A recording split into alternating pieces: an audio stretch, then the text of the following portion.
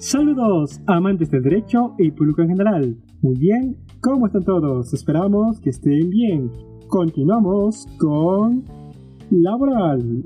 A manera de introducción, en los anteriores episodios de Tips de Legalidad, un programa de Abogados 360, tuvimos como invitada especial a Carolina Fernández Guaita, abogada especializada en Derecho del Trabajo con estudios en Castilla, España y en la Pontificia Universidad Católica del Perú, expositora en diferentes eventos y colaboradora de la revista Soluciones Laborales, quien, de una manera muy didáctica y práctica, nos ilustró sobre el conocimiento básico del trabajo remoto, los principales derechos de los trabajadores y también de los empleadores, y básicamente los deberes de ambos.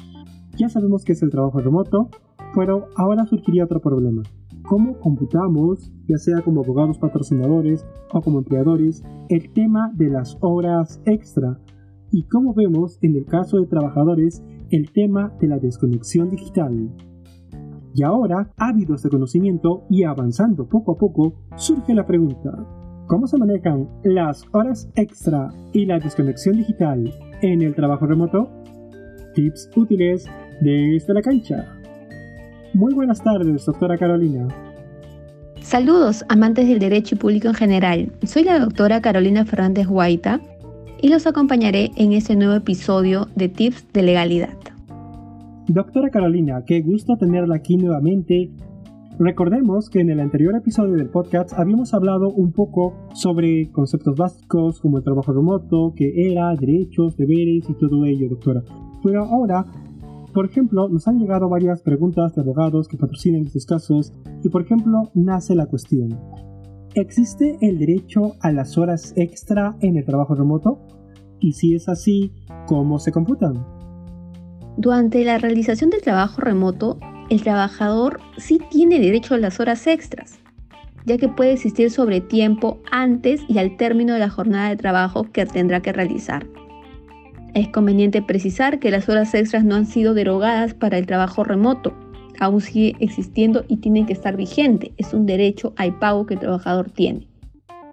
Pero sí va a existir la dificultad de cómo poder contabilizar dichas horas, en virtud a que el empleador no va a tener el control de la situación laboral del trabajador, en virtud a que esta persona no estaría trabajando en su centro de trabajo, sino en su propio domicilio. Excepto hay que tener en cuenta que en otros países como en España, Francia, Italia, la jornada de trabajo sí está siendo controlada mediante la gestión de softwares, sistemas y aplicaciones, mediante los cuales se va a contabilizar las horas que el trabajador permanece en la computadora, o también mediante el uso de aplicaciones que pueden controlar el horario del ingreso y la salida, es decir, el horario a través del cual se conecta y se desconecta, y el horario en el que el trabajador apaga la laptop. Por lo tanto, se entendería que cuando apagaría la laptop habría culminado la jornada laboral.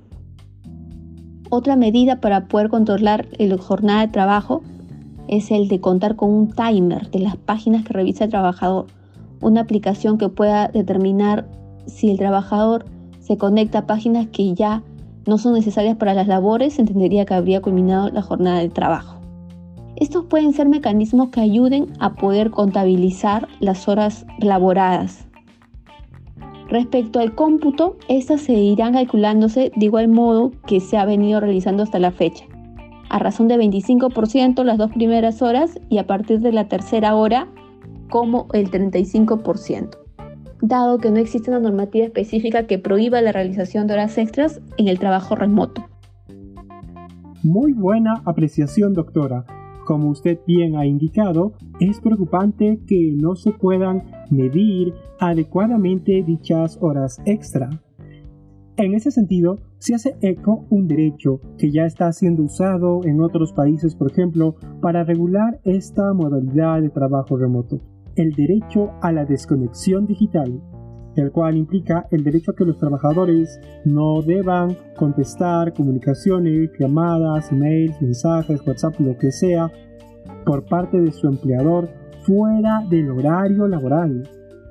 Y obviamente este derecho se fundamenta en la necesidad de respetar el tiempo de descanso del trabajador, sus permisos y por supuesto sus vacaciones, como usted entenderá, doctora.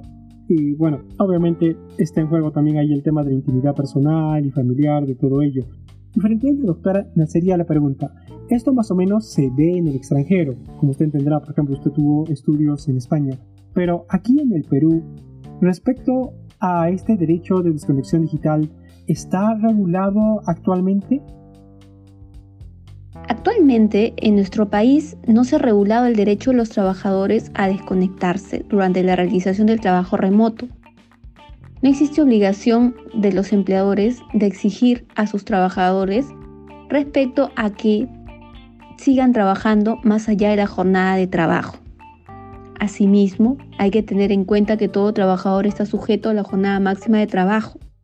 Por lo tanto, si es que realizan labores de sobretiempo, esas tendrían que ser remuneradas. Cabe precisar que exigir a un trabajador que realice labores mucho más tiempo de lo exigido en su jornada de trabajo, es decir, que supere las 48 horas semanales, puede calificar o crear una situación de estrés que puede afectar su salud y vida. Hay que tener en cuenta que en la situación de pandemia actual, el estrés no solo va a estar presente, sino que se ha visto aumentado en los trabajadores. Tener en cuenta también que el estrés es una enfermedad profesional y que por lo tanto consideramos que sí será conveniente que se regule el derecho a la desconexión digital, mediante el cual los trabajadores puedan cuidar y equilibrar tanto la vida familiar, la vida social y la vida laboral. Ojo que en otros países el derecho a la desconexión digital sí ha sido regulado. Sin embargo, en nuestro país se está analizando en virtud a que se publicó un proyecto de ley que fue presentado por uno de los congresistas. Excelente información, doctora. Es muy esperanzador que ya existan propuestas legislativas sobre este derecho. Y al ser una nueva modalidad para el sector laboral de nuestro país, nos gustaría, por favor, si usted nos puede compartir algo de su expertise, de sus experiencias, algunas recomendaciones, ya sea para el empleador o trabajador o aquellos abogados que nos están escuchando y sienten afición por el derecho laboral.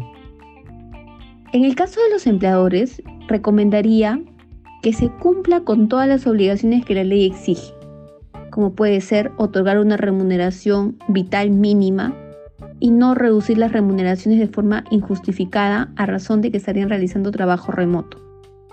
Asimismo, preferir otorgar trabajo remoto a los trabajadores que realizan o que tienen factores de riesgo y no obligar a esos trabajadores a acudir de forma presencial. Tener en cuenta que las declaraciones juradas de asunción de riesgos son documentos necesarios para que un trabajador que tiene diabetes mellitus o asma moderada o grave pueda regresar a la empresa. Por eso también recomendamos que se priorice el trabajo remoto para las trabajadoras en gestación, en lactancia, discapacidad.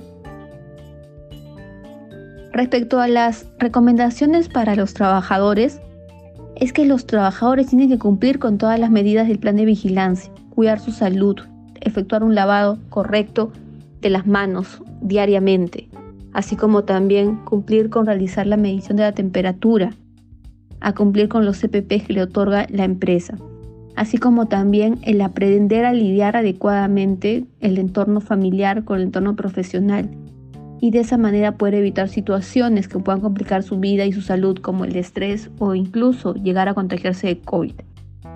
También se recomienda mantener una constante comunicación con el empleador respecto a los inconvenientes que puedan realizarse durante la ejecución del trabajo remoto, como puede ser cortes internet, como puede ser no acudir a determinadas reuniones Zoom. Existe una comunicación periódica a fin de sustentar los inconvenientes que pueden realizarse. Hechos que sí pueden evidenciarse, dado que esta es una nueva modalidad que en Perú está siendo realmente necesaria. Cabe precisar que el trabajo remoto es una modalidad que se puede adoptar hasta el 7 de diciembre de 2020. Muy buenas recomendaciones, doctora. Los tiempos de crisis conllevan a que la sociedad idee formas de conservar las actividades esenciales como lo es el trabajo, y el trabajo remoto no es una excepción. Y hemos visto que ha tenido muchas ventajas, en ambos podcasts nos hemos dado cuenta.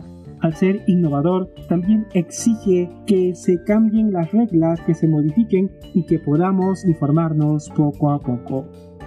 Amantes del derecho, el día de hoy estuvo con nosotros Carolina Fernández Guaita, abogada especializada en derecho laboral con estudios en Castilla, España, a quien agradecemos, a nombre de Abo 360, su excelente participación en Tips de Legalidad. Muchas gracias a todos. Hasta otra oportunidad.